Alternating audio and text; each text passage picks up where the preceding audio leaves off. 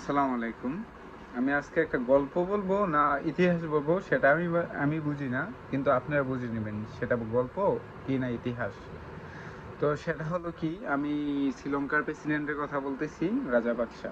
তো রাজাপাকসা তিনি ছিলেন হচ্ছে শ্রীলঙ্কার প্রেসিডেন্ট এখন তার শাসন আমলে তার যত মানে সেনাপ্রধান বা সেনাবাহিনীর প্রধান বলেন, পুলিশের প্রধান, বিমান বাহিনীর প্রধান, যত ফোর্স আছে প্রধানগুলো হচ্ছে তার আন্ডারের লোক ছিল আর কি। তো যত কিছুই হোক তার আন্ডারের লোক ছিল।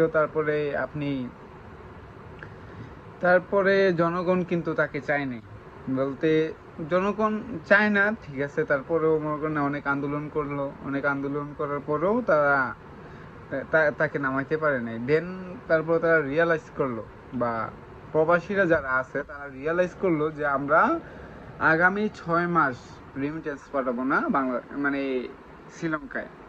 তো আগামী 6 মাস মানে তারা তো প্রবাসীরা প্রতিজ্ঞাবদ্ধ করলো যে 6 মাস কোনো রেমিটেন্স পাঠাবে না।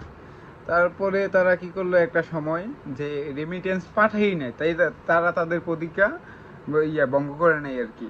তো দেন দেন তারা কি হলো, মানে দেশের একটা মুদ্রাস্ফীতি দেখা দিল, ইনফ্লেশন দেখা দিল, তারপরে মনে করেন না দ্রব্যের দাম বৃদ্ধি পেল,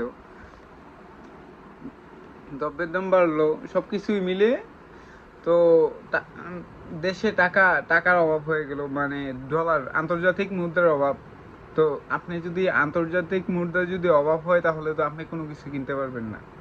তো একটা সময় গিয়ে যখনই চালের কেজি 500 টাকা হলো, বা মানুষ তেল কিনতে টাকা দিয়ে তেল কিনবে, তেল পাচ্ছে না, কোনো কিছু পাচ্ছে না, লাইন ধরে করতেছে, লাইন ধরে থাকতেছে, তারপরেও কাঙ্ক্ষিত কাঙ্ক্ষিত উপযোগ কেউ পাচ্ছে না। তারপর তারা কি করলো, আন্দোলন আবার শুরু করলো।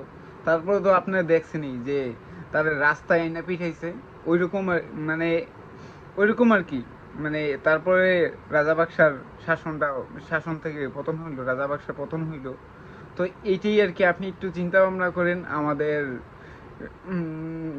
বিদেশি যারা আছেন বা প্রবাসী বাইরা যারা আছেন তারা একটু রিয়েলাইজ করেন, কারণ কি সব কথা তো আর মুখে বলা যায় না।